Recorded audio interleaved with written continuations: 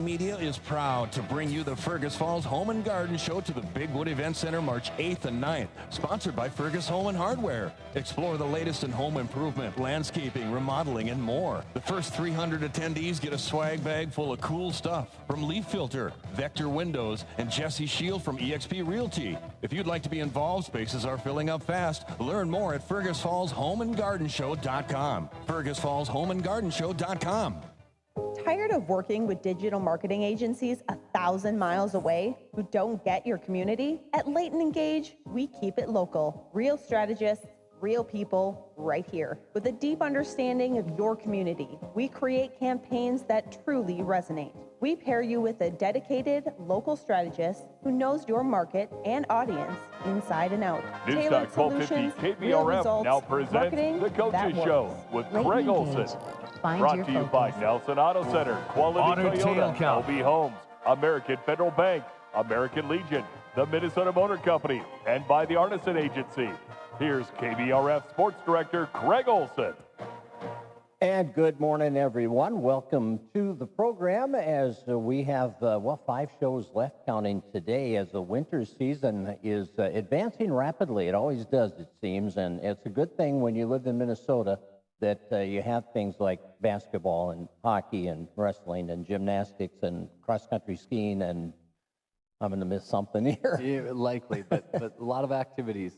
Yep. That's right, and we love it. We love going to the gym, and Matt Johnson's in here to talk Otter boys basketball, and Otter crowds are great, home and the road. I was thinking, I covered a lot of Otter games over the years since 1981-82 season, and when the Otters go on the road, they follow their team so well, and I don't care where it's at or what night it's at, there's always going to be a cluster of Otter fans, Matt, and you experienced that through the years as a player and as a coach, of course, but we follow well, don't we, as a community? As good as any team we see. I thought at Little Falls on Tuesday night, I thought we had the bigger crowd, and that's really a testament to our parents, our community, our fans. We're pretty blessed to get to coach here and play here in a community that supports their teams, and I would say on the basketball end of it, that's the world I live in. It really is. It's special, and I think we're noted for that. That we travel well, that we have a strong support system. Our kids appreciate it, our coaches appreciate it, and not something we take for granted. Well, and it's what is also exciting to me is I see fans who had kids graduate from before when you graduated who are still going to games. They don't have a vested interest family-wise anymore, but they're just Otter fans. They love to watch kids compete. Yep, and I love it, right? Some guys have their assigned seats, right? You look at the 50-yard line on the top row, and you're going to see the same group of men that get their socializing together done at boys and girls basketball events. We're so thankful for those people, and I think we hopefully have created a family environment that those people feel closely tied to who we are and what we do. We take pride in having great kids in our program that are great in our community.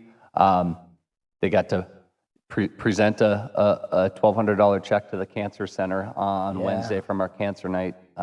Both boys and girls last week hosted their cancer nights, and we got to present that check to the foundation at the Cancer Center on Wednesday with our seniors, and some of those opportunities that our guys have to be involved in the community and be great contributing citizens, I think helps our communities feel really connected to the kids and feel like they get to know them pretty well. You bet. More than basketball, that's for sure. Well, you did have the 2 road games this week. At Little Falls Tuesday went to overtime, 70-63, and then at St. Cloud against Apollo on Thursday, and a tough loss there, 74-69.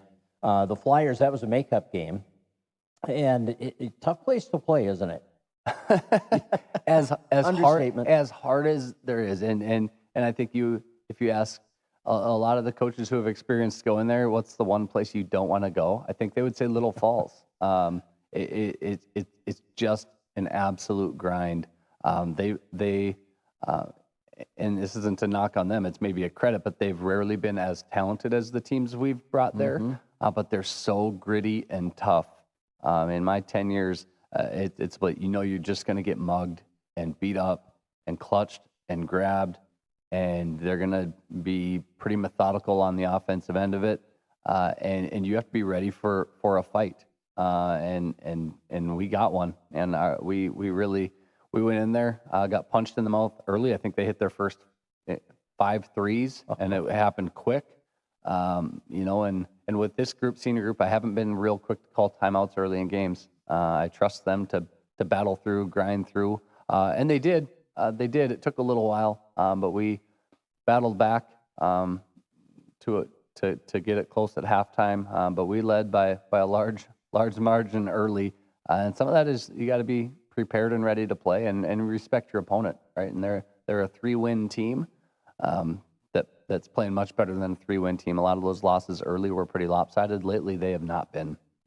They've played some pretty good teams. A good Pequot team. They played to a 10-point game a couple nights before us. So they're really trending in the right direction in terms of playing well, shooting the ball well.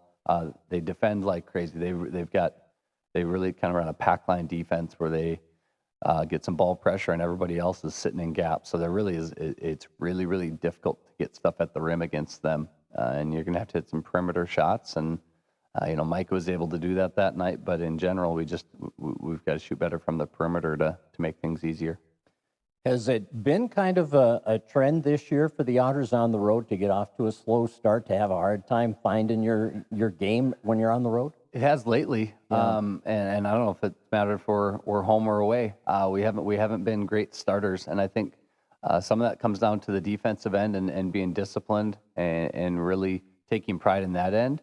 And then a lot of it comes down to, I think our offensive possessions early in games have been rushed and quick, and we're not maybe getting the quality of shot that we need early.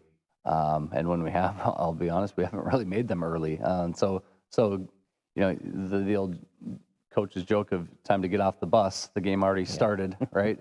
That maybe applies to us a little bit on just changing routines a little bit to tweak that and get the blood flowing a little bit better prior to tip off is probably something we need to look at and make sure that we get off to better starts, because time's running out to figure it out and fix it. Right? We have you guys are seniors and you've got just a few of these left, right? We got 7 regular season ones left, and hopefully a handful of playoff games. But you're down to your last 7 games to figure out how to do this the best that we can to maximize our experience. Talk about Micah's game. You mentioned he had 15 for you that night. He's a great ball handler for you. Called on to do a lot of that against difficult pressure. Distributes the ball well. Got a lot of options out there that he can look for. But is Micah at the point in his season and in his game where he's hunting his shot a little more? For sure, that's actually the word that I used the other night. I think he's become far more aggressive, got some confidence going, and so hunting his shot, being far more assertive, and we've been looking for guys to do that. We kind of know what we're getting out of 2 or 3 of our guys, and then we've really looked for that 3rd, 4th options offensively for us to be consistent, right? And he had back-to-back games, Ricori and Little Falls, he had some terrific offensive output and has shot the ball really well.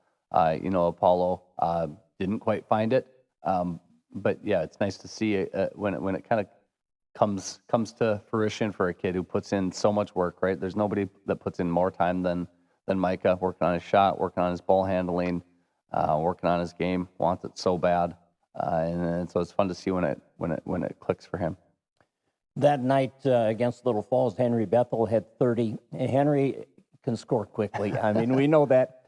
He may go 0 for 5 to start the game, and then he may hit like 7 of his next 8, and it's like instant offense sometimes. Yeah, and I think Henry's tricky because what you'll tell any kid maybe isn't a good shot for Henry. Henry's strength is that he can make difficult shots, and so what isn't a good shot? Well, I don't know. Kind of depends time and situation.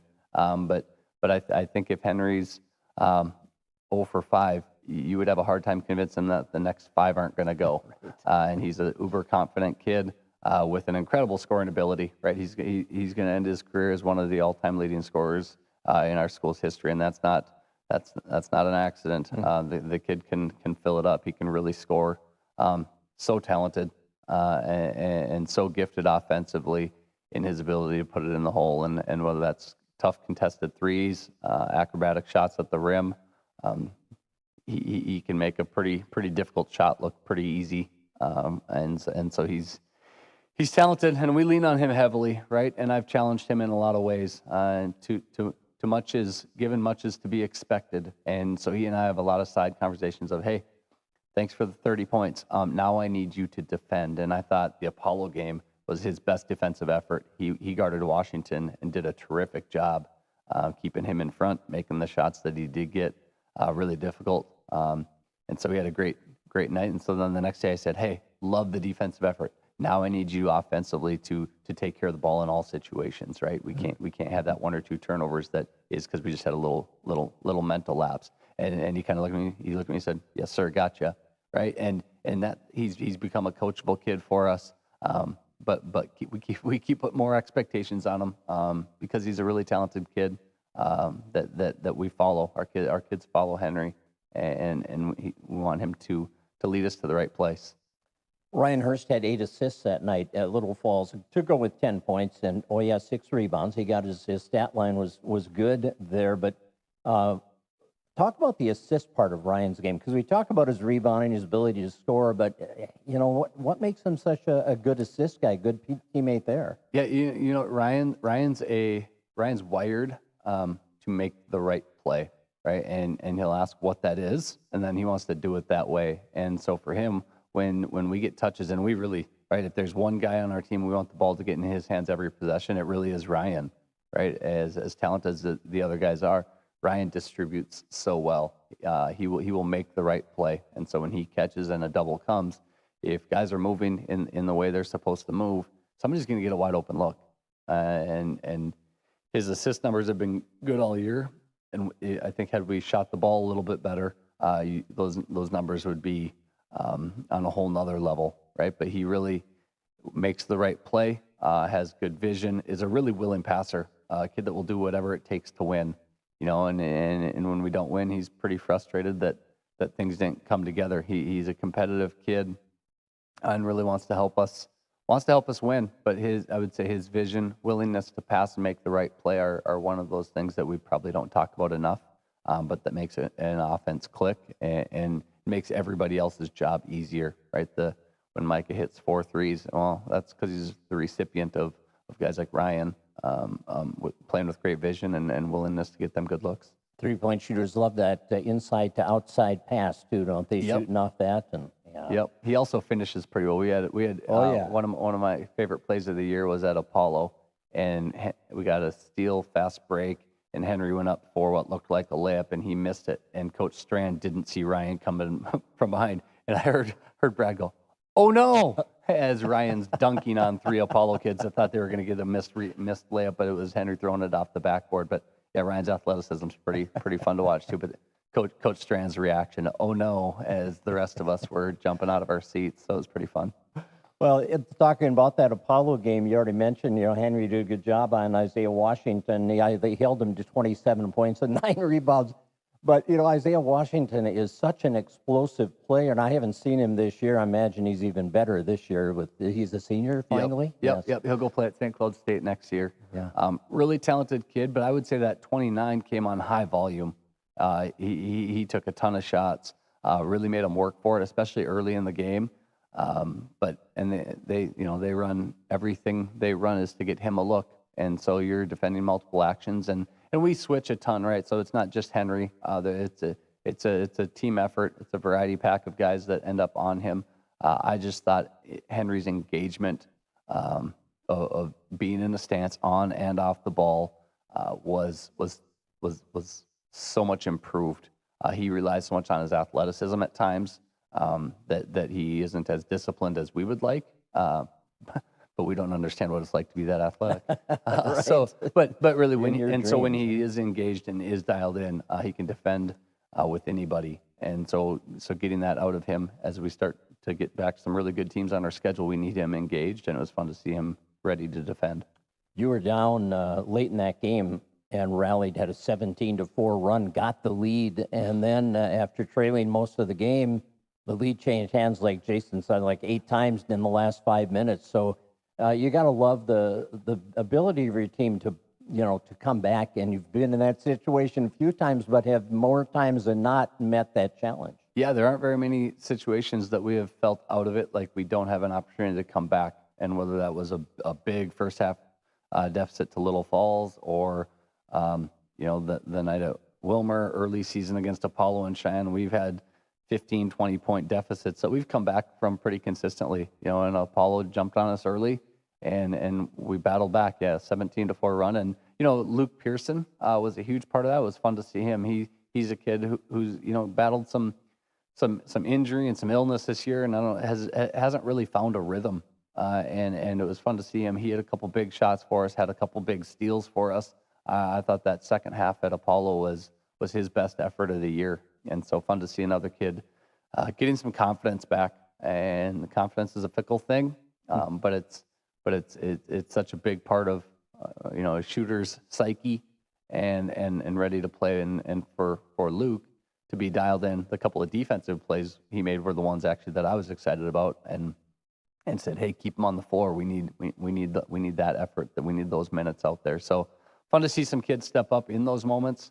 Isaac Ellison hit a couple big threes for us too in that second half. It was fun to see those guys contribute in our comeback. And then they made a couple more plays than we did. Down the stretch, it really came down to, well, they made some tough shots. They got a couple whistles that we didn't get, and sometimes that's how it goes. And you have to create your opportunities. But it was a good battle. Walked out of there proud of our kids, proud of the effort, proud of the fight. Just that some nights, some of the other guys make a couple more plays. Well, and games like that present many crucial situations at crunch time that you can learn from, to win or lose a particular battle out there. So 74-69 loss to Apollo. Busy week this week, Matt. You've got Tuesday night, Sartell at home, then Sauk Rapids on Friday at home, and then you go to Moorhead for a game against Fargo Davies. So. Yeah, man, busy week, and they're all big ones at this point, as we're fighting for playoff seeding and kind of starting to look at that picture and what it looks like. But so big games. Fun to have a couple at home. It feels like we need those right now. And then Davies has maybe the most talented player we'll play all year in Claybo. Chase Thompson may have an argument on that, but in terms of point guard and just making guys around him better. So we'll have a really fun battle on Saturday with a high quality Davies team too. Getting down to it, the Otters are 14-5 already, 19 games. That means what, 7 left? 7 left. We get 26 of them before playoffs. All right. Thanks, Matt. Appreciate it. Matt Johnson, head coach of the Otter boys basketball team. Big week for the Otter Nordic ski team. The girls are headed to state for the first time. Josh Arnberg's going to tell us about it. When we come back, you're listening to the Coaches Show on News Talk 1250 KBRF and streaming live through the Ferguson Now app. Otter Tail County, your news leader is News Talk 1250 AM KBRF Fergus Falls. Depend on it. Portions of today's program may be pre-recorded. I'm meteorologist Jennifer Wojcicki with your forecast from the KBRF Weather Center. A winter storm warning remains in effect. Slight chance of snow today, otherwise sunshine mixed with clouds at times. Daytime highs approaching 13. Northwest winds 8 to 15 miles per hour. Partly cloudy skies again tonight, lows level off around 9 below. A dusting of snow today. Currently, it's 10 degrees. Finding that missing shin guard. Remembering whether it's a home or away game. Getting the right kid to the right playing field on the right day. Why are simple things sometimes so complicated? Thankfully, with auto owners, insurance doesn't have to be one of them. We work with independent agents who keep insurance simple, so you can worry about more important things. Like not being that fan. Oh, come on, Raf! That's simple human sense. Visit the Arneson Agency at their new location, 120 East Lincoln, Fergus Falls. Nelson Auto Center in Fergus Falls has a fantastic starting lineup with America's 3 favorite truck brands, Ford, Ram, and GMC. Nelson Auto can help you enjoy your time out on the road. Check out our starting lineup at Nelson Auto Center, Fergus Falls. Here's to a great season for all our favorite high school athletes. American Legion is a favorite too and serves up everyone's favorite barbecued ribs. American Legion of Fergus Falls, open each Wednesday through Saturday on Pebble Lake Road in Fergus Falls. Hi, my name is Lori from LB Homes in Fergus Falls, Minnesota. We are growing our talented and dedicated team of LPNs, CNAs, and RNs, and we want to hear from you. Join our team and make a difference in the lives of our residents every day. To explore or apply, visit lbhomes.org/careers or call Heather at 218-998-1400. LB Homes, caring for you wherever you call home. Quality Toyota is proud to salute the achievements of each quality player. It takes teamwork to compete. Quality Toyota is proud to salute the achievements of...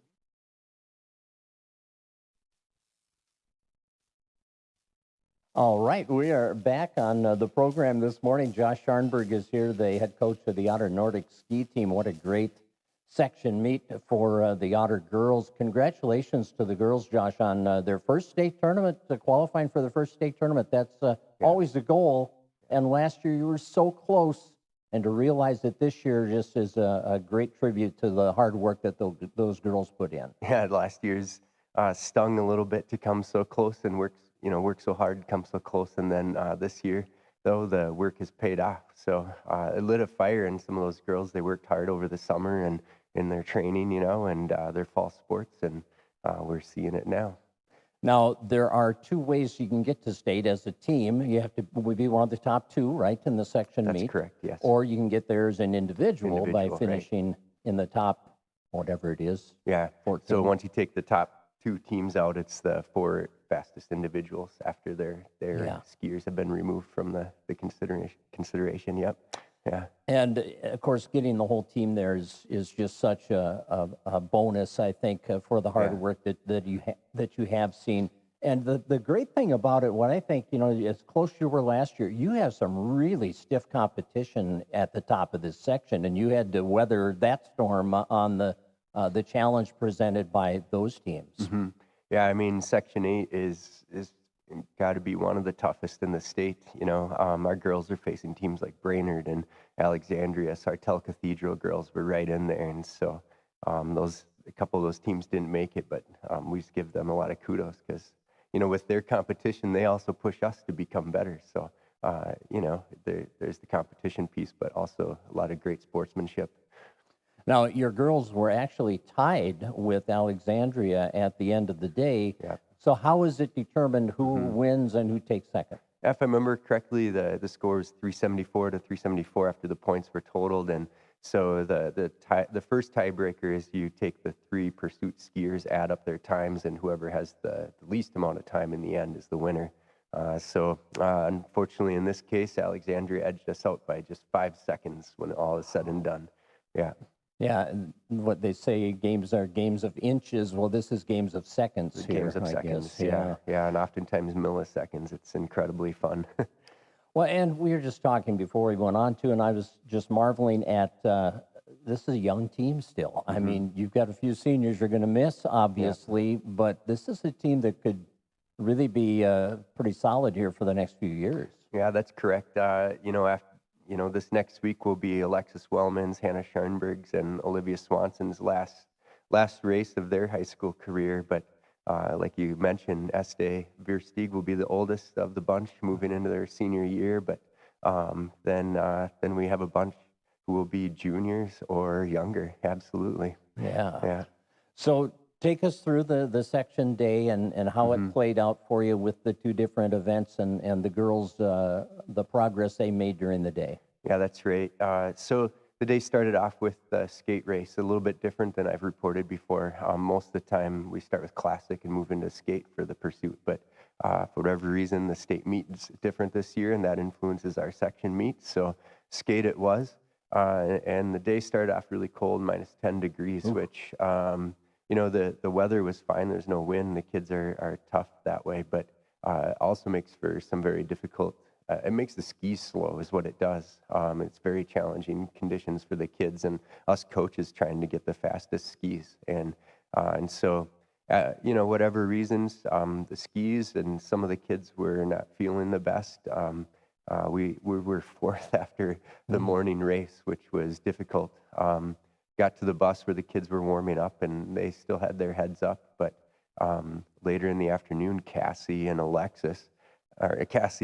Violet skied the relay, made the finals, and came out in second for us. And that was a huge morale booster, not only for those two girls, but for our pursuit kids who had to ski the classic still. And so our girls came out in the afternoon, skied the classic portion of the pursuit, and it came out amazingly. Estee Versteeg was at fourth place. I'm forgetting now off the top of my head, but came out in fourth place, really moved up in position. And Alexis struggled a little bit, but still managed to finish in the top 10. And then Allie, even though she's coming off a fever just 2 days before, didn't place how she would like, but still earned us enough points to tie with Alexandria in first. It was a nail biter of a day. A lot of stress for us coaches trying to add up the numbers, see where we're at with things. And because even after the end of the races, we were still pretty nervous with, Brainerd and Sartell right on our heels. So, How satisfying to put it all together on a day like that against that kind of competition. And there's really very little margin for error on a day like that with that competition. So overall, you must have felt as a coaching staff that they really went out and performed at a high level individually as well as collectively. Yeah. One thing you learn is it's a lot of fun finishing meets in first place, but it also means that there's a lot of teams coming for you, right? And so, especially at section meet when, everything is on the line, all the teams are going to come and throw everything they've got at you. And so there's just zero chance and 0 seconds really for any of the girls to be complacent at any moment. And it just really requires a lot of grit and determination, resilience, and just the mindset to keep going and as hard as you can. And as coach, I always like to tell them, I'll pick you up at the finish line. Put it all out there, leave it on the course. That's right. Now they get to compete at Giants Ridge against the best in the state. What are your hopes for this team when you had their the 12th and 13th? I'm always the optimist, and anything is possible. You're right. We're talking about Duluth East and Highland Parks and these kind of teams that are always dominant at the state. But you just never know. What if they're dealing with some illness or one of their kids take a fall? And not to discredit the skill and the athleticism of our girls too. It's just going to be a tight race all around, and we think we can place in 8th place or better at state, and we're just really looking forward to the challenge. Yeah. Well, it's always fun to compete on the final day of your season possible to be competing. You're going to have your girls there. Boys, again, stiff competition. That boys field was so tough, and you guys were successful getting out of there last year and going to state in the boys' side of things. So going into this year, what were the expectations? And I know you had some misfortunes there that kind of set you back on race day. So we had some really talented skiers, but also with the boys this year, we didn't have the depth, And so after you take our varsity out, the pretty steep drop off to some really young kids that are going to be great for us in the future, but just are not quite there yet for development wise. And so the section race just didn't go as planned. Again, some illness in there, and the morning skate race just didn't go as well as it could have for guys like Micah and Tommy, who were really hoping to make state as individuals. And in the end, it just the seconds they lost in their skate race just wasn't enough to be able to make up in the classic in the afternoon. So. And then, of course, with the relay, Jaden took a fall on his second lap, really injured his hip, really. He had to leave the meet, to get checked out. Fortunately, it's turned out to be something that, a couple weeks rest and he'll be back at it again. You know, his big thing is track, and so we were pretty worried for him. You know, he's came out to the ski team and gave it his all, and we're gonna miss those guys on the team. But it's just really unfortunate that Logan and Jaden couldn't have made it to the finals round. So, well, what great leaders for you, you know. I mean, lead by example. Those guys do it, you know. Yeah. And, you know, just a testament just to be able to, you know, to take a hard fall like that and to get up. I mean, that's a valuable life lesson for sport and life itself. That's right. Micah Mosier came awfully close. He was just, I mean, 2 places out from the individuals and 2 places that equals seconds in time, you know, and so he's just right on the heels of the gentleman in front of him who did make state, and he's pretty devastated. Takes some time to work through that, but fortunately he's a junior. He went there last year in state, and I think he's got a little fire in his tummy to get back there this next season. Last year you had such an interesting year because we didn't have any snow, and you were battling that all the you know. This year's been interesting. It's always a challenge. Now you've got you know, great snow. Yeah. Well, and then this year, you know, we'd have snow practice, and then for race day it would melt. You know, and so it's just a constant struggle of farming snow and getting enough on the course where it can last the day for a meet. And and you're right. That's the irony of the universe, right? The ski season is done, and now we have plenty of snow. It's amazing. So when you go to state this week, how many kids do you try to bring with you? Obviously, you've got your team that's going to be competing, but you've also got a lot of young skiers. You know, how much do you like to get them exposed to that atmosphere and show them what it's all about? You know, unfortunately, it's a little bit difficult. We're the only state tournament that's not in the cities, and it's to go up to the Iron Range. There's not that many places to stay. So we do get as many as we can, try to get kids crashing on parents' floors in their hotel rooms and whatnot. But I'm guessing we'll have, you know, maybe a dozen kids up there cheering. But some of those will be some of our younger skiers, like Olivia Budke. She's just on fire for this, and she'll be up there cheering. And you know, to see it is really a big deal. So you know, just to give an example, our section meet, you know, it's several minutes between first place and the last finisher, but you go to the state meet and you're talking a matter of minutes between the first place and the last finishers. It's just a super high caliber of competition that's amazing to watch. What a great experience for your kids. That's awesome. Josh, thanks for coming in and talking about your kids. Congratulations again to the girls on becoming the first Otter girls team to make it to state. They'll always have that to look at, won't they? Making history, that's great. Yeah, and great memories. So, all right, Coach, thank you. Thank you much. Josh Scharnberg, head coach of the Otter Tail Nordic Ski Team, and we're going to take a break and come back with more basketball after the break. Josh Steer will be here, and we'll talk Otter girls. You're listening to the Coaches Show on Newstalk 1250 KBRF and streaming live on the Ferguson Now app. The small SUV lineup at Minnesota Motor Company in Fergus Falls has never been better. Whether you're looking for an all-wheel drive vehicle to get you through the winter months or a vehicle to store all your goodies on a summer road trip, the Chevy Equinox and the Buick Envision have you covered. Reliable, fuel efficient, and full of safety features. Find your new vehicle today. Minnesota Motor. South Pebble Lake Road, Fergus Falls. Here's to a great season for all our favorite high school athletes. American Legion is a favorite too and serves up everyone's favorite barbecued ribs. American Legion of Fergus Falls, open each Wednesday through Saturday on Pebble Lake Road in Fergus Falls. Hi, my name is Lori from LB Homes in Fergus Falls, Minnesota. We are growing our talented and dedicated team of LPNs, CNAs, and RNs, and we want to hear from you. Join our team and make a difference in the lives of our residents every day. To explore or apply, visit lbhomes.org/careers or call Heather at 218-998-1400. LB Homes, caring for you wherever you call home. Quality Toyota is proud to salute the achievements of each quality player. It takes teamwork to compete, and the Quality Player Award recognizes the extra effort by an individual in each athletic contest. Quality Toyota commends the hard work, dedication. I'm meteorologist Jennifer Wojcicki with your forecast from the KBRF Weather Center. A winter storm warning remains in effect.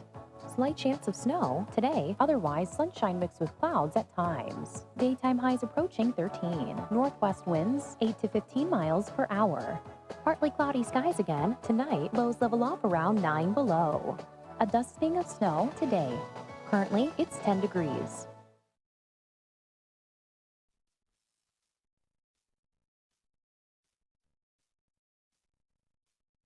The Coaches Show this morning, every Saturday during the fall and winter season. March 8th is our last show this year.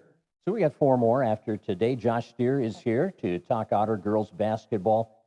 This week, the Otters were in Brainerd on Tuesday, lost to the Warriors 73-59, and then hosted Alexandria last night, an outstanding Cardinals team ranked, what are they ranked? They've been ranked top 3, haven't they, this year? Yeah, it depends on what rankings or polls you look at. Yeah. QRF-wise, which is like strength of schedule and wins and stuff like that, I think they're in the top 3.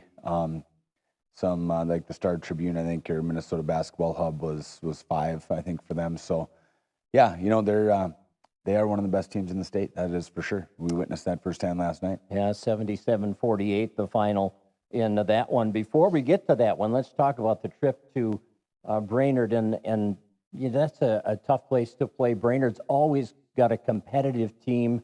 You got them earlier this year, right? We did, yeah. I think earlier in the season we played one of our, what I would call a complete game from start to finish, just played really well on both sides of the ball. So going into the game, I knew we had to play well to win because they're very good 8-4A team and one of the best teams in the conference as well. And those are the games that you want to play in February for sure to get you ready for the playoff push. And it's one of those games that you walk away and you wish you would have played better for the entire game. But we had a slow start, which has been haunting us a little bit lately. And with that, they took advantage as good teams do. But we kind of found our footing in the second half, and I think we got better as the game went on. So a lot of lessons learned there, but another really good team that we played. So it was a tough week for us. Well, the stat that stood out to me after we talked after the game was Brainerd had 5 turnovers. I mean, that's pretty incredible care for the ball, Yeah, and they're one of those teams that has developed a little bit of youth into their varsity rotation, and they've got a couple of really good. Her name's Castle, last name's Castle, and she just does an incredible job with the ball in her hands, and she's so hard for us to keep in front. So she's one of those kids that's unpressable. So when we look to do our pressures, that she can just break it she just gets going and can beat everybody down the floor. So the unpressable Castle got us, so we couldn't really apply the pressure that we wanted to apply and make things a little bit difficult for them in the full court. And then in the half court, they just converted at a high clip, especially in the second half. Maya Tout just kind of put them on their back and said, we're not going to let Fergus beat us twice this year. So, and she's another really good, she's a Division I athlete. She's going to play softball at St. Thomas. And I think basketball's her 3rd best sport because she's a really good swimmer too. So just has one of those frames that you just don't find every day, the 6'2" athletic frame. It's hard to come by, and she's blessed with that. So really hard to stop. She's really hard to defend. And that was we just couldn't force them into any turnovers, and they took really good care of the basketball. Yeah, and when you're not forcing turnovers, you're not getting transition opportunities. So you got to find your points another way because you're used to getting some transition points. And when you have to do that, you better make your shots, and you weren't making your shots. Yeah, talk about how hard 5-on-5 half-court offense can be, and that rung true for us. It was hard for us to find a rhythm. They're really long and they're really athletic, so they made things really tough for us in the half court. And it took us a long time Bryn didn't ever find a rhythm in that game. Ruby, I think, hit a couple late, but it was one of those games that we should have learned a little bit more going into the Alec game of okay, how do we get to the rim? How do we attack from the paint? How can we get the ball inside out? I don't know if I'd qualify us as having a true post player on our roster. So how do we get the ball into out without a post player? Well, you got to do that on the dribble drive, or you got to put pressure on the rim some other way. And we didn't really find a way to do that until it was already in Brainerd's favor. So the second half, I thought we did a lot better job of attacking the rim and putting pressure on it.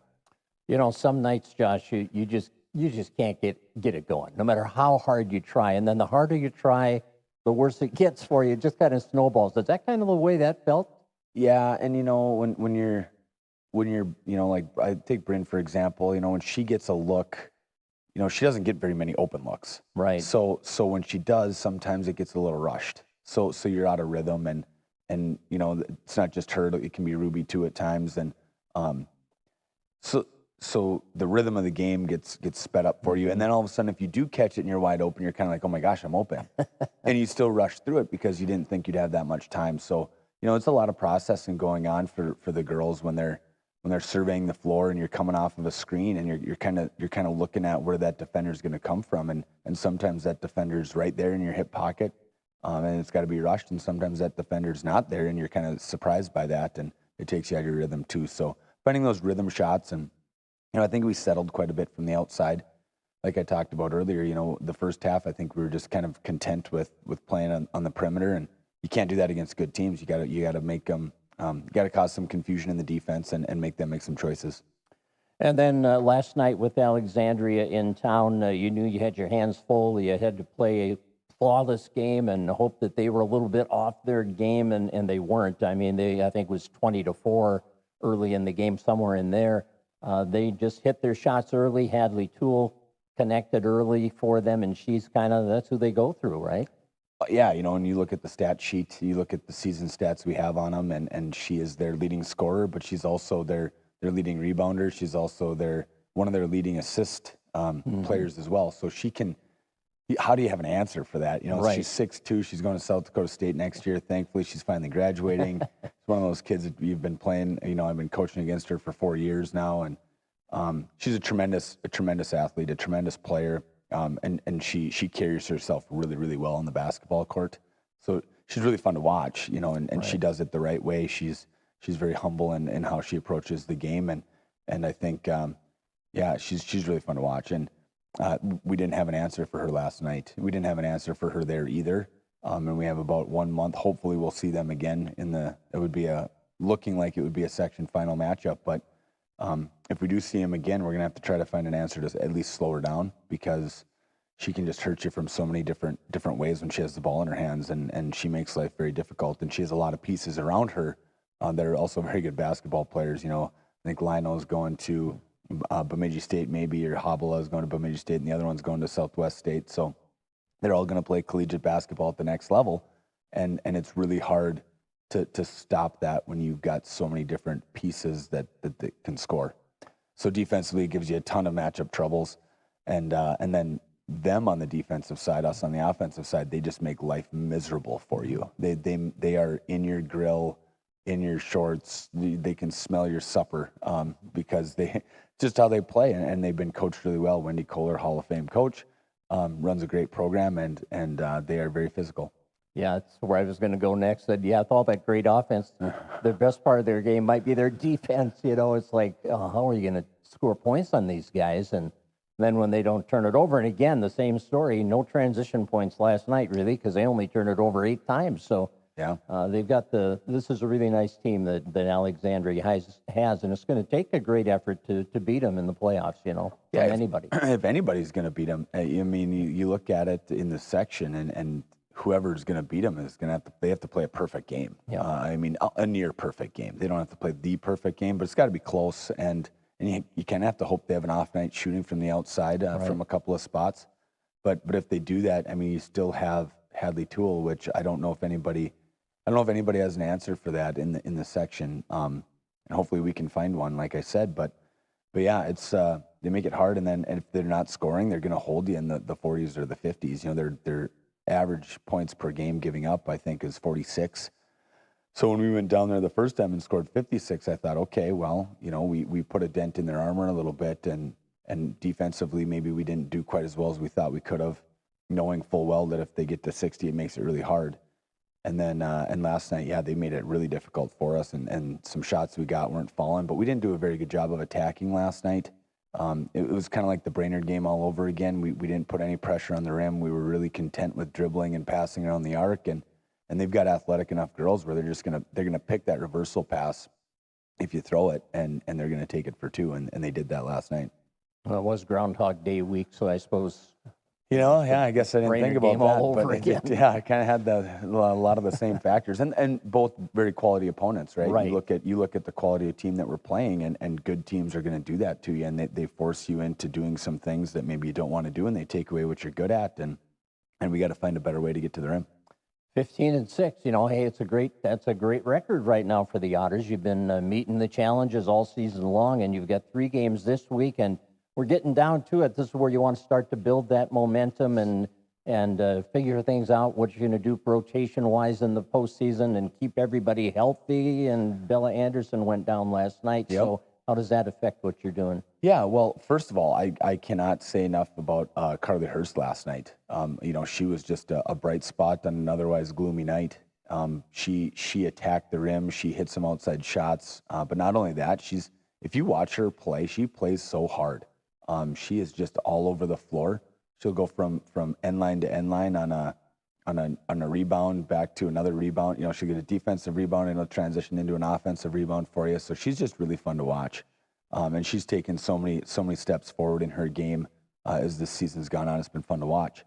But yeah, as far as rotations go, we're looking at if Bella isn't healthy, we're gonna have to fill that 5th spot on the starting rotation, and then it'll be one of those girls that comes off the bench that fills it. So how are we going to make those pieces work? And that's a puzzle that the coaching staff, we stayed pretty late up at the school last night trying to figure out, scenarios of if this happens, what are we going to do? If this happens, what are we going to do? And it does make it challenging, but I do think, Presley Warren had a really good week this week. I was really impressed with watching her play on the varsity floor. She's one of those kids that I think in our program can attack the rim, and she can put pressure on the rim because she's really, really athletic, and she can blow by some defenders. So that might be a piece that works in, and might be a nice silver lining to our depth concerns. You host Ricori on Tuesday, you go to St. Cloud on Thursday, and then have Crosby Ironton coming in Saturday afternoon. So it is a busy week with a couple of opportunities for the fans to see at home. Yeah, absolutely. On Tuesday night, we're the front end of a doubleheader with the boys, so we play at 5:30. So if you can get off work early, come watch us. It's a tough game time, but it'll be at the Gold Gym, and then Thursday we go on the road to St. Cloud. Both of those teams, I would say, are searching for identity a little bit. I've watched some Ricori film, and they diamond and won us down there, and then they won 3-1 to Alec the other night, and I think they're just kind of searching for answers a little bit. So we're gonna have to be kind of ready for everything in the kitchen sink when we play them. Then we got St. Cloud, and they're also kind of searching for, they're building their program a little bit, but you got to go play, and you got to go on the road and battle and get off the bus. So that'll be a good challenge for us. And then we can talk next week about Crosby Ironton, and that one, every Otter fan, any basketball fan should have circled on their calendar because they're really good, and they're going to be one of the best teams in 2A. They'll give Providence Academy a run. Tori Orline has over 4,000 points in her career. That's crazy. That is insane. And she's really fun to watch. So if you're a casual basketball fan, you should probably come watch that one next Saturday afternoon because it's going to be a good one. And Morgan Korf at Pelican went over 2,000 this last week, and I thought, wow, that's amazing. And then you see girls with 4,000. It's like, what? Yeah, that's a lot of gym time and a lot of time that was put in the gym and when people weren't around to watch. Yeah. So it's a lot of hard work. Exactly. Thanks, Josh. Appreciate it. Yeah, thanks, Greg. Josh Steer, head coach of the Otter girls basketball team. We're shifting gears, talking hockey. Mike Donahue to talk about the Otter boys on the other side of the break. They had an interesting week, a little excitement the other night at home in that overtime win against River Lakes. We'll cover it after this timeout here on News Talk 1250 KBRF and streaming live on the Fergus Now app. Well, thanks, Craig. Meteorologist Jennifer Wojcicki with your forecast from the KBRF Weather Center. A winter storm warning remains in effect. Slight chance of snow today, otherwise sunshine mixed with clouds at times. Daytime highs approaching 13. Northwest winds 8 to 15 miles per hour. Partly cloudy skies again tonight, lows level off around 9 below. A dusting of snow today. Currently, it's 10 degrees. Quality Toyota is proud to salute the achievements of each quality player. It takes teamwork to compete, and the Quality Player Award recognizes the extra effort by an individual in each athletic contest. Quality Toyota commends the hard work, dedication, and quality efforts of these outstanding youth. That attitude will help each quality player as they go forward. Congratulations to each of the quality players from Quality Toyota on West Lincoln Avenue in Fergus Falls. QualityToyota.net. Let's go places. To bring you the Fergus Falls Home and Garden Show to the Big Wood Event Center March 8th and 9th, sponsored by Fergus Home and Hardware. Explore the latest in home improvement, landscaping, remodeling, and more. The first 300 attendees will get a swag bag full of cool stuff from Ugstead Plumbing and Heating, Atlas Outdoors, and Lakeside Lumber. If you'd like to be involved, spaces are filling up fast. Learn more at FergusFallsHomeandGardenShow.com. FergusFallsHomeandGardenShow.com. Hi, I'm Sue Tate. You know, it's easy to put things off. Exercise, housework, kitchen remodel. Now there's one thing I shouldn't have put off because it just took one call to Mike at Cornerstone Cabinets and Countertops. I now have the kitchen I was dreaming about for years with lots of features and changes that I hadn't even thought about. Thank you, Mike and crew at Cornerstone Cabinets and Countertops. I love my new kitchen. Cornerstone Cabinets and Countertops, located next to Quality Toyota on Lincoln Avenue, Fergus Falls. Start your day with a breakfast as fresh as your morning at Fabled Farmer. Enjoy dishes like the Egg Scramble Bowl, farm fresh eggs, organic brown rice, and vibrant veggies, or the Sweet Potato Bowl with roasted sweet potatoes, black beans, and a savory maple drizzle. Prefer something classic? Try our thick sliced French toast or hearty omelets made just the way you like. Eating better.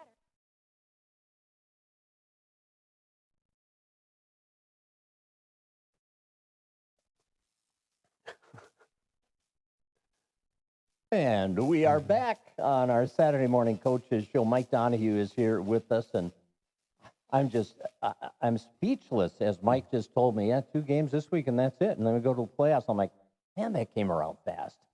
Yeah. Just a flash, it seems like. Yeah.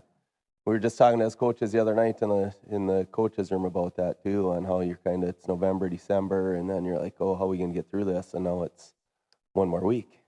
Crazy. Yeah, the Otters, well, you've played 23 games already, and I think, wow, that's all a blur to me. But this last week, a good week for the Otters. You went on the road to Wilmer and got a 6-1 win, and then you beat River Lakes in overtime, a 4-3 win. More on that in a minute. But let's go back to that Wilmer game. On the road in the Central Lakes Conference is always difficult. You got long trips, every trip you take practically, except for Alec, is 2 hours one way, and you get off the bus and hope you get your legs early and get off to a good start. And you were 1-1 after the first period there, but then your offense, you got 5 goals the rest of the way, picked up a 6-1 victory, and kind of did what you had to do there, and had again great leadership from your seniors. Yeah, it was. It's always a different night, especially where Wilmer's program is right now. They just have a varsity team, so you're used to getting there, a JV game, getting a chance to watch those kids play and kind of get your mind in the right spot, as opposed to we need to show up and play, and then instead of 7 o'clock, it's 6 o'clock. So just some minor adjustments that you have to learn to deal with, and still need to show up and perform. We scored first shift, so when you talk about that, it was great. We saw them. We showed up. We're obviously ready to go, and we knew as coaches that this game was going to be considerably different than the one in our rink. We beat Wilmer 9-0, gave up 11, 12 shots probably. But you got a team on the other side. I know when a team does that to us, what our mindset is going to be, and Wilmer came out after that first shift, and I thought they had a really good first period. They created some great opportunities. They scored one. We had Gabe in the net that night. He had 3 or 4 huge saves from our breakdowns in that first period that I think at the end of the day, they were the difference. And what a great opportunity for Gabe to get that varsity start. He's played some JV, obviously, this year, and been a backup for varsity most of the season. But to see him respond like that, you like to see that. Hey, here's your chance. Go out and show us what you can do. Well, you always got to keep them ready. You Right. never know what's going to happen. He had a really nice outing at Becker Big Lake. He played that game over a holiday tournament. We threw him into the game down in Sauk Rapids. He stepped up, did a tremendous job. So you never know what can happen day to day. So anytime I think we can get some minutes for him and be able to get him in to play and perform. He's worked really hard. He's got a great attitude. He's got great character on our team. And he comes in, he's 16 out of 17 or 15 out of 16, and they weren't all easy ones. So, really, really happy for him to be able to step in and perform like that. Well, and it also gives the guys in front of him confidence in what he's doing back there when he has a performance like that. Yeah, absolutely. You got to be able to, no matter who's in the net or who's in your lineup, look across the board with our teams and you listen to the coaches talk. There's sickness, there's injuries. Scharenberg skiers injuries. You listen to Josh, he's dealing with it, and sicknesses and different things. And you always need to have those other guys prepared and ready to go. You never know when your name's going to be called or number's going to be called. Adam Kennedy got your first 2 goals. We've talked about Adam's progress this year and how he has really developed into a good offensive player for you. Yeah, absolutely. A senior, big, strong kid. That's one of the things that he has going for him. He's got tremendous length out there. That long stick is hard to beat when you're on the ice. You can defend well and you can create turnovers. And, the way that he shoots the puck, I think, is a little deception with his shot that can kind of surprise some goalies. You have guys that have been so productive for you. I think Michael Schmidt's closing in on 50 points this year. Aiden Shakey's right behind him. Those guys have been a great 1-2 scoring punch for you. Jack Weldy's had consistent scoring opportunities and delivered for you. And that night, Michael and Aiden each had a goal and 3 assists. And I love the assist numbers. These guys pass the puck well and just seem to have a really good sense of where their teammates are. Well, it's all about team play. It doesn't matter what sport it is. You got to be able to support your teammates. You got to be able to use your teammates. It's really hard. You can watch some games, and if games get down to clutch moments, and then you see some guys and they want to do it by themselves. They want to go 200 feet with the puck. You can just sit and watch. The thing's getting turned over before you're going to have an opportunity to score. So just the sooner I think you can learn that, the better hockey player that you're going to be. You talk about Michael. We just looked. I think I don't even know if he had 20 points last year as a junior. So you look at that progress and a testament to how hard he worked last summer. And you don't do that by yourself. You look at what Aiden Shakey did last summer, Adam did last summer, when you guys got good support guys like that. That's really great to see. You can throw Jack Weldy in the mix. He's been a forward last couple of years. He's at D. He's pushing 35, 37 points as a defenseman. He's got over 90 points in his career this year, so he's right up there on our list. So that's quite a career when you look at that. You scored 3 third-period goals to make that a 6-1 victory, and a couple of young guys scoring for you, Luke Johnson and Bennett Tilkey, and fun to see young guys contributing. We'll get to that the River Lakes game too. They've really, you've got guys who have, at the beginning of the year, didn't have a lot of varsity time, and you're trying to figure out how are they going to work in here and where are they going to be helping us out, how are we going to use them, how are they going to respond. It looks like these young guys have really advanced to a point, Mike, where not only are they gaining more confidence on the ice, but I think the coaches and their teammates are gaining more confidence in what they bring to the ice. Yeah, it's always a big adjustment. Through my time doing this, I feel it takes until Christmas time, I feel, for these younger guys to get up to the speed of the game, get up to the physicality of the game. And when we look at what they've been doing for the month of January, part of February here has just been outstanding. Bennett Tilkey's been a real pleasant surprise, I think, for us. He works hard. His skills, things that don't go on the score sheet are the number of penalties that he draws. You even get that line, whether it's Bennett out there. He's been playing with Hunter Welly. He's been playing with Nolan Wadle's been out there contributing. Got Brody Crying up at center now. We're just kind of fighting through some injuries still with those spots and trying to get guys into positions that help make our team successful. But they don't see the penalty kill time. They don't see the power play time. And then you feel bad. They get out there, they get working, and they'll have a 15, 20-second shift, and then they'll draw a penalty. You know, things that don't show up on the score sheet. But when your third line's out there and they're working hard, they're doing those good things, they're drawing penalties, it's changing the outcome of hockey games. So Benny's had lots of tremendous scoring opportunities, and it was so fun to see him put the puck in the net that night.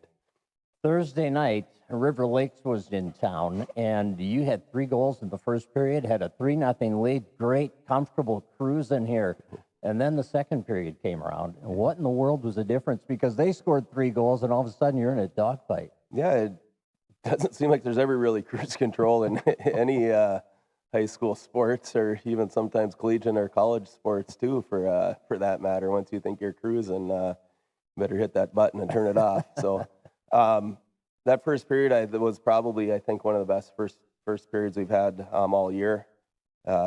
We defended well. We got pucks in, and by defending, I thought we defended at the offensive blue line. We defended the red line to force icings. We defended our blue line to force dumps. Along with that, when we forced a dump, we moved that puck north in a hurry that night just to relieve that pressure. It helped when we got a really nice bounce on Jack Weldy's goal. He got the puck at our blue line, turns and fires it at their net, and it skips right in front of their goalie, goes over his head, and crossbar in. It's been quite a few years since I've seen a goal like that, and I think the last one was against us, against River Lakes, a number of years ago. So, you know, you hope you feed off of that bounce. Parker Tilke actually scores a goal probably within a minute and a half after that to give you a 3-0 lead. So you're feeling pretty good. And then those things we were doing in the first period, something happened to them in the second. It's hard to put your finger on it, but it happens at all levels. Yeah, they outshot you 15-3 in the second period after you dominated the first. It's a strange game sometimes, you know. And then the third period, nobody could score. Yeah, but we came out. I think we only gave up 4 or 5 shots. I talked to Holden yesterday. He said, I think I saw 5 shots in the third. So you talk about flipping the script, getting back to playing the right way. We moved it north. It all starts, you got to defend the right way in your end.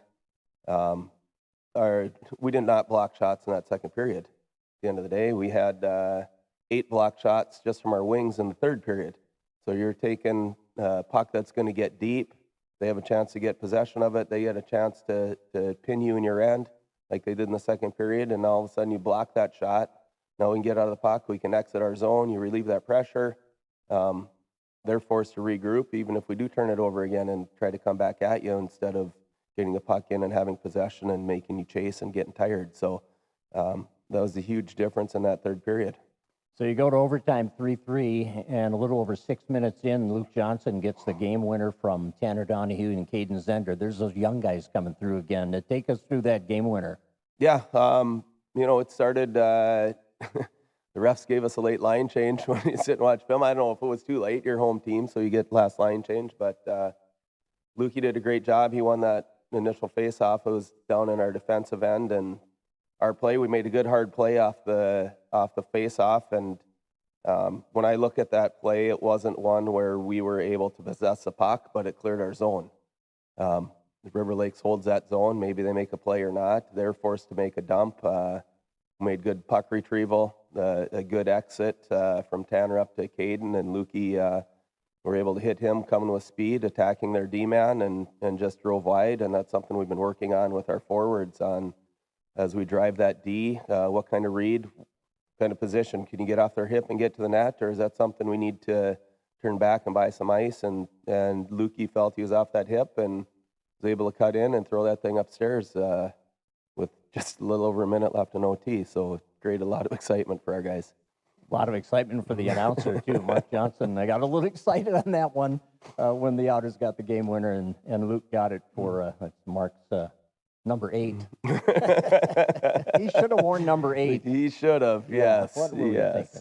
So this week, Alexandria at home Tuesday and then at DL Thursday, and the whole key this week, you know, go out and keep people healthy and play well to your ability and gain a little momentum heading into next week. They keep making progress, I think. You know, you look at Holdy was over 90 that night. I think he was 30 out of 33 or something, or 32 out of 35. I'm not exactly sure. You know, Gabe's over 90 Tuesday night.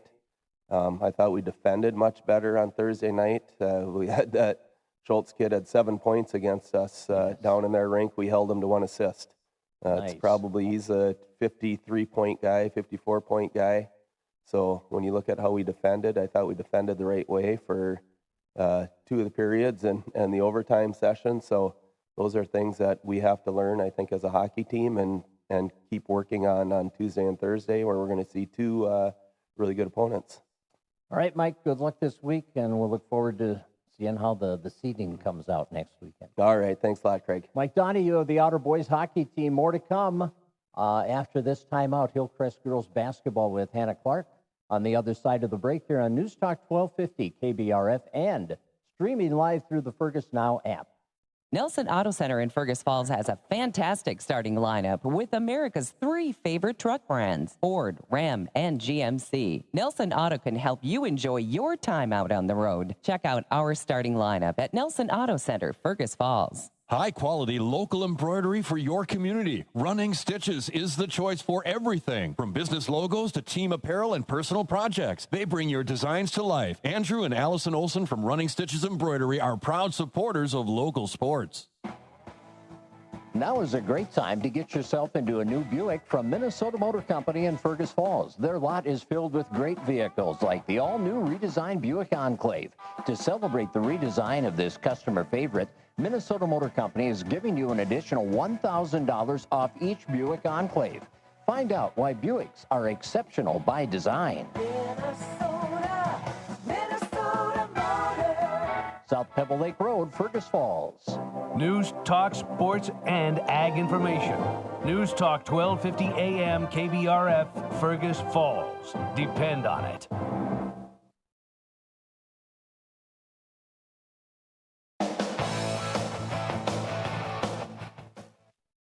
Okay, Hillcrest girls basketball, and wow, what a busy week this week. The Comets were on the road in Graceville on Tuesday, beat Clinton Graceville Beardsley 71-51.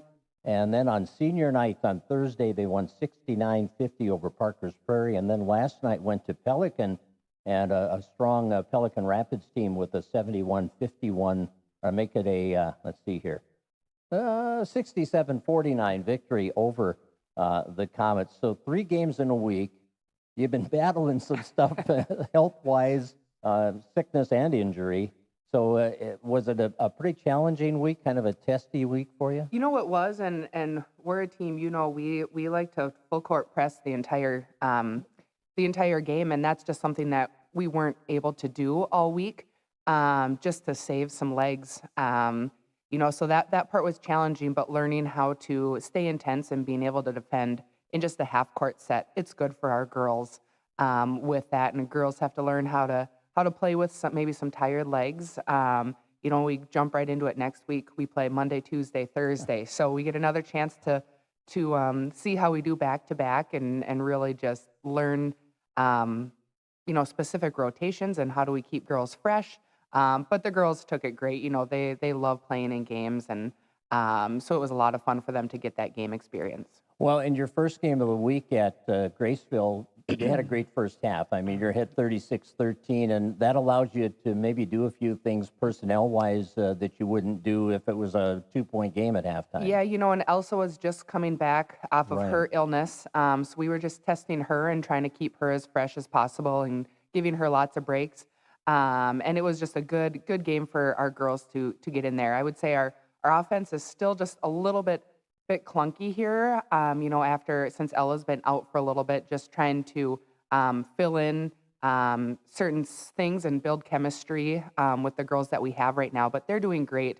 In Graceville, it was just a good opportunity for our girls to continue to work things out and to play together. And we've got girls, you know, stepping into new roles that they're not typically asked to do in games, and they've just been learning it with stride, and they're so just happy to be in the game, and they want to to learn and want to soak it all up. And so this week with 3 games, it was good for us.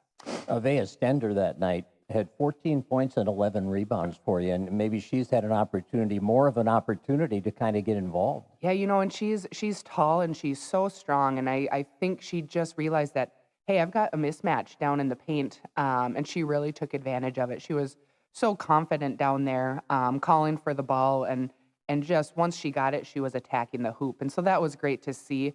I think if she plays confident and strong, there's a lot of opportunity down there in the post. And so we just continued to encourage her to call for that ball and to be ready. And sometimes I think she is a little passive down there. She gets the ball and she looks to kick it out right away. But we want her to look to score. She's got nice touch around the basket. And so we want her and need her to continue to be aggressive on the offensive end.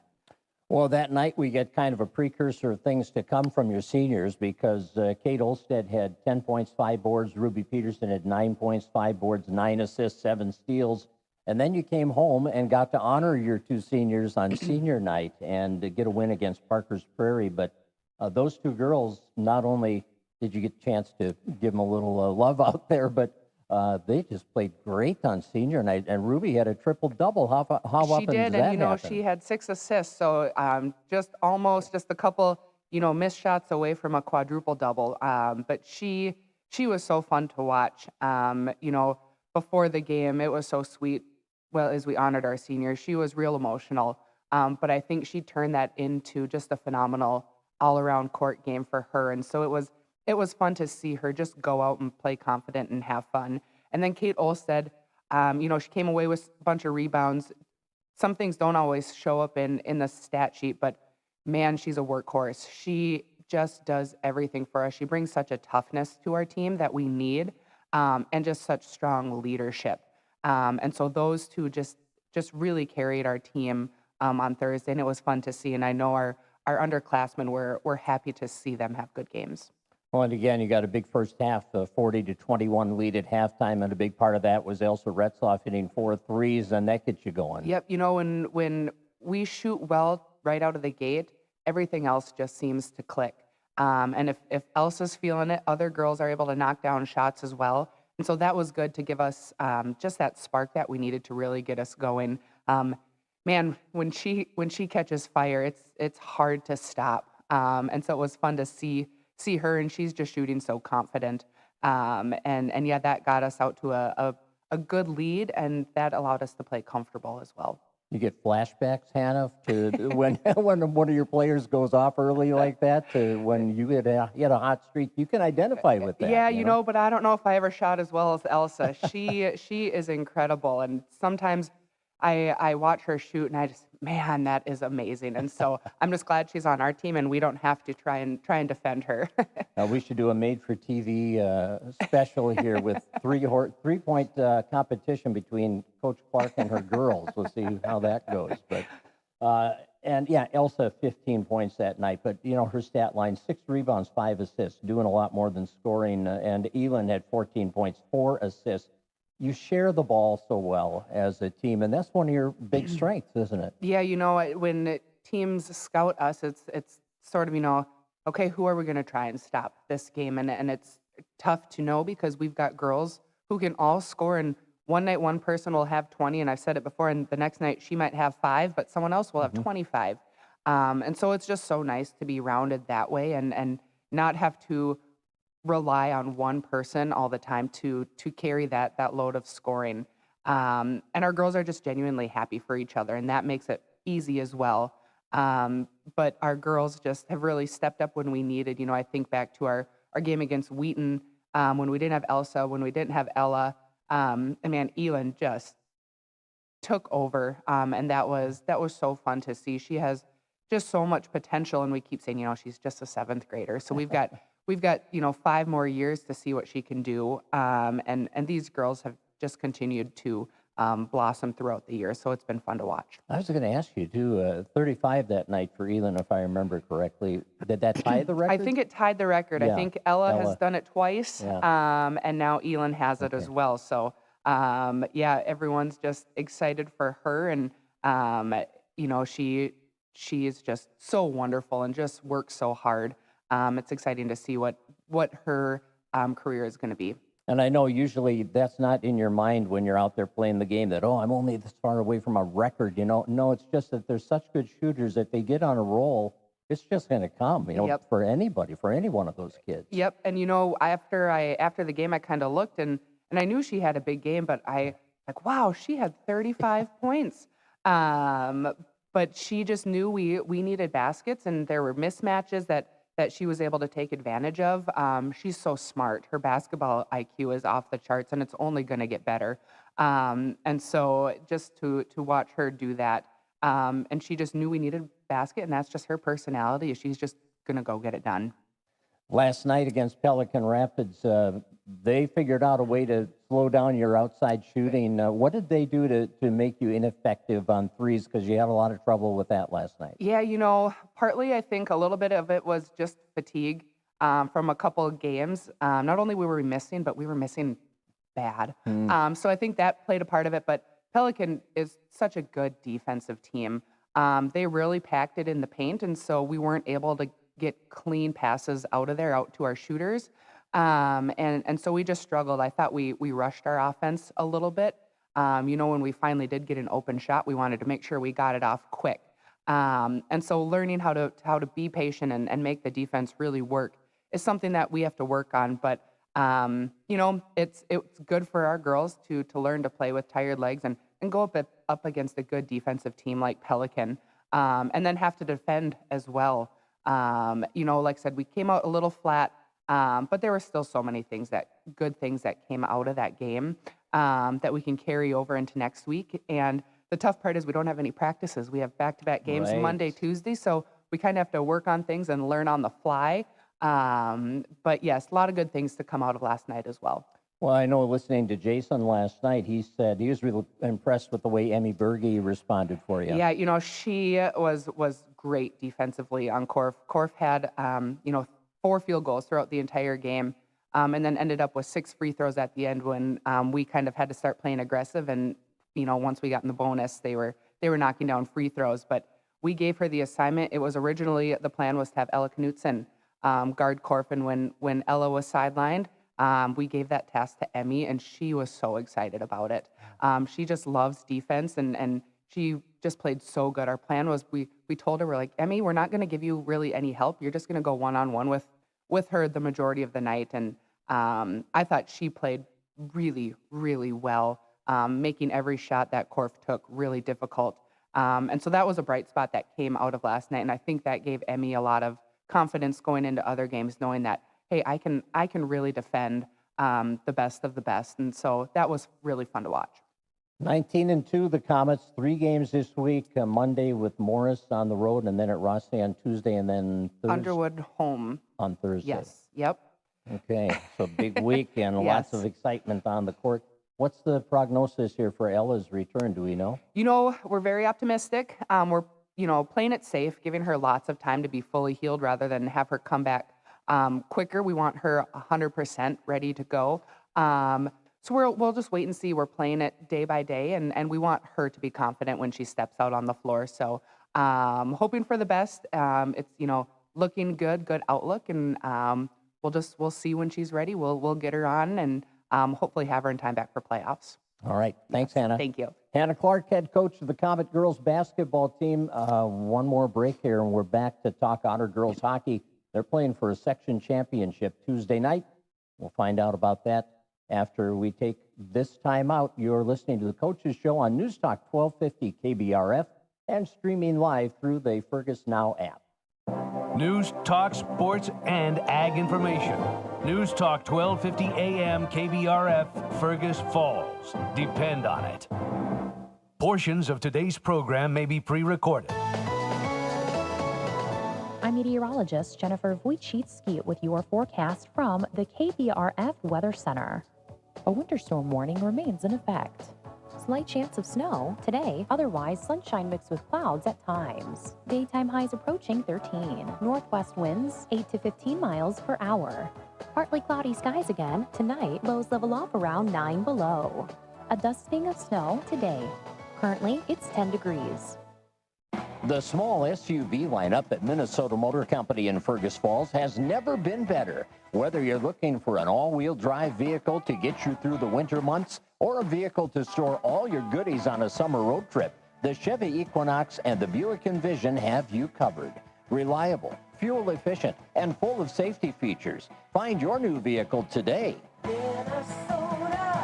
Minnesota Motor. South Pebble Lake Road, Fergus Falls. High-quality local embroidery for your community. Running Stitches is the choice for everything, from business logos to team apparel and personal projects. They bring your designs to life. Andrew and Allison Olson from Running Stitches Embroidery are proud supporters of local sports. At American Federal Bank, they believe in the power of teamwork, dedication, and supporting future champions. That's why they're proud supporters of local high school athletics. From Friday night lights to buzzer-beating shots, these student athletes inspire us all. Just like them, American Federal Bank is here to go the extra mile for you. Whether it's a savings account, loan, or helping you score your finance. At American Federal Bank, they believe in the power of teamwork, dedication, and supporting future champions. That's why they're proud supporters of local high school athletics. From Friday night lights to buzzer-beating shots, these student athletes inspire us all. Just like them, American Federal Bank is here to go the extra mile for you. Whether it's a savings account, loan, or helping you score your financial goals, let's cheer on the young athletes together. American Federal Bank, investing in the community, one play at a time. Member FDIC, equal housing lender.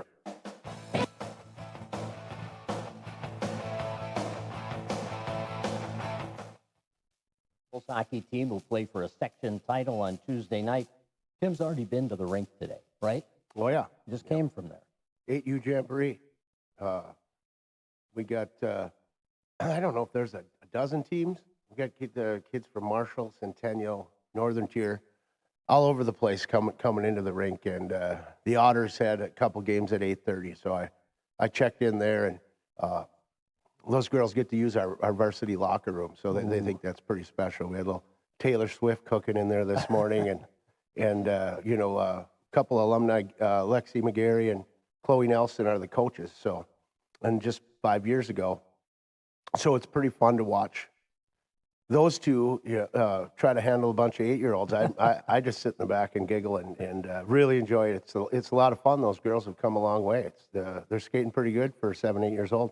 And they'll be future Otters. You'll be coaching those girls before you know it. It right? won't be long, and those stalls in there they'll be theirs. Wow.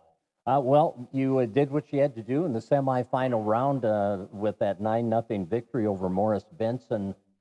You outshot them 25-0 in the first period. I guess the writing was on the wall, though, what kind of night it was going to be. Yeah, those games they're tough. Credit to Morris Benson having their program, and they're doing what they can with the numbers they have, and this happens in every sport. In the state high school league, you have the one going against the bottom seed, and there's always a lot of blowouts. I seen Minnetonka won 22-0 over New Prague. So there's not much you can do about it. The best thing you can hope is you don't pick up bad habits, because you don't have to do the things you need to do to win big games, but. Yeah, we got through that one, and then we've had a couple of really good practices, probably the best ones of the year. So that's keeping my sanity in check. So I get excited over really good practices, and the kids like the game. So it's been good. Well, one of the bright spots from that game the other night, a lot of girls got on the score sheet, and you love to see that. You had 9 goals, and they came from 9 different players. It's not like your first line was out there getting every goal. Yeah, and the best part is everybody's okay with it. Those say the top 6, they know the role they have when it comes to tight games, and for the other kids to get a chance to score, because they're putting just as much work in as everybody else. So 9 players score, and 20 kids are happy about every one. So the unselfishness is a lot of fun to watch. Yeah, and 8 different kids getting assists, some with multiple assists. But yeah, just a lot of good ice time. And the other thing there, Tim, too, is you get some players get to be on the bench a little more than out there skating all the time. You're not relying on top-heavy lines to log a lot of ice time there. Yeah, and we play full 4 lines in 6D. So those top one or two lines, or they're not used to that. But it's good for them to see what the other kids have to go through, and then also when they do get out there, they appreciate it more. So it's a good thing, and we probably should have or could have had more goals, but that doesn't get us anywhere either. So those games are tough to play. Well, and Northern Lakes had a similar one. They beat Prairie Center 9-0 in their semifinals. So 1 and 2 are going at it here on Tuesday night in Alexandria at the Runestone. That's 7 o'clock face-off, I believe, right? I think so. I'll ask. I should know, but yeah, I think so. It's 7. But Northern Lakes, you just saw them a couple of weeks ago and took care of them. Yeah, they were without their top scorer and their best defenseman. Coach Boreen told me of that prior to the game, and which was too bad. I think there was a concussion and an illness, so I expect them to bring a lot more. And they have a chance to get rid of us. And I've been in that situation where Alec held it for 5 years until we finally got to beat him. And it's a tough situation to be in because on paper maybe we should handle them, but you've got to play the game, and we got to play it the right way, and then hopefully we come out on top. Yeah, don't let your guard down. Go out and do what you do, and everything will be okay. Now, you mentioned maybe the best 2 practices you've had this year, the last 2 days. What did you emphasize in those 2 days of practice, and what were you really pleased with coming out of there? We just run the breakout over and over and over, and just being sharp, making the easy play, the 12-foot pass, get your feet moving and get out of the zone, speed through the neutral zone, and then finish. And we do it over and over. And I have to explain to them why we're doing this, because if you do this, you'll win the hockey game. It can be boring for the kids, but credit to them for really buying in, especially at this time of the year. It can get a little stale, but the leaders step up and they know we have to get that done. Working on the power play a little bit and a little bit of conditioning. So that's not easy either when you're missing 3 or 4 kids every practice because of these illnesses. So hopefully we can get healthy enough by Tuesday so we can get a good effort.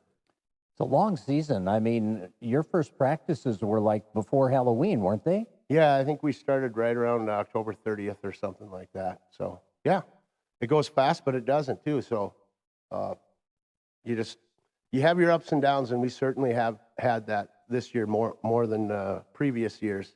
We played some games that we should have won, and we didn't play good enough. And hopefully we learned from every one of those, so we're peaking at the right time. Well, and again, one thing that we've talked about many times over the last few years, and which I really appreciate, is your strength of schedule. Your non-section opponents, you really load your schedule up with some stiff competition, and you've had to meet some really stiff challenges this year, and you have been tested because of the competition you played. Right, and well, I'd rather play tough teams and lose by 1 or 2. Even though losing sucks, right? It really does, and you question everything. And but if you look at our last couple games, if we had the DLs and stuff like that where we're winning by 10 goals, that doesn't get us anywhere. And it pads the stats for the kids. But I think they're mature enough to know that winning those tight ones against quality teams is a lot more important. Yeah, absolutely, and. You've got the recent experience now of being at state. These girls, they're still young, but they have state experience. How valuable is that as you enter this portion of the season? Well, it's kind of twofold there because, I told the girls, I said, some of you are sophomores. So you've played 2 years of high school hockey and you've been to the state tournament twice. And there's 97% of the kids that will never get to even sniff the Excel Center. So you got to really appreciate the situation you're in, And I thought maybe that kind of hit home, and that's what helped with the practices. And, our whole staff, we talked about our experiences at the state tournament as players, and that didn't take long because none of us got there, and maybe that helped too. So, no, we have to appreciate it, and we have a chance. But we got to finish the deal on Tuesday. So I think we're going to come into that game in pretty good shape. If we do our job, it should be favorable. Well, and again, like you said, you want to keep everybody healthy or get everybody healthy. As you look at the injury report, the illness report right now, are you feeling like you are going to be at full strength? Injuries were okay. It's it's this illness, and Coach Donnie talked about. What was it last week? He was down 9 kids or something. I believe it because we got 4 different ones every practice, and then they limp back in, and they get 1 practice, and then they're back out. And I've just never seen I've never seen this influenza or whatever it is last so long. But hopefully they get to bed this weekend and we're ready to go. Mia Olson has had a good first year in net for you. You know, that was the big question coming in. How do you replace a goalie like Anna Jurkis? You know, well, Mia has answered the call for you. She played you know, extremely well for you know, let's say the first 18 games. And then she, you know, she faltered a little bit, but that's going to happen to a first-year goalie. And, you know, she had to find out what her mistakes were, and Coach Casa worked through that, and which I think it was a good time. So she's going to come back now, and the net is hers, and she gets to prove how good of a goalie she really can be here moving forward. And overall, I think it was good for her just to not be that good the whole season, so that she could find out what the weaknesses were. But I'm excited. I'm excited for her to get her chance in the big show here. All right, very good, Tim. Thank you. Good luck to the Otters Tuesday night. Thanks, Rick. 7 o'clock at Runestone. Mark Johnson with a call on Channel 977 FM as the Otters enter the championship game in Section 6A. We'll be back next Saturday at 8 a.m. for our Coaches Show here on News Talk 1250 KBRF and streaming live on the Fergus Falls Now app. And I'm Jason Dynison. Target is not publicly responding to the calls for a boycott over its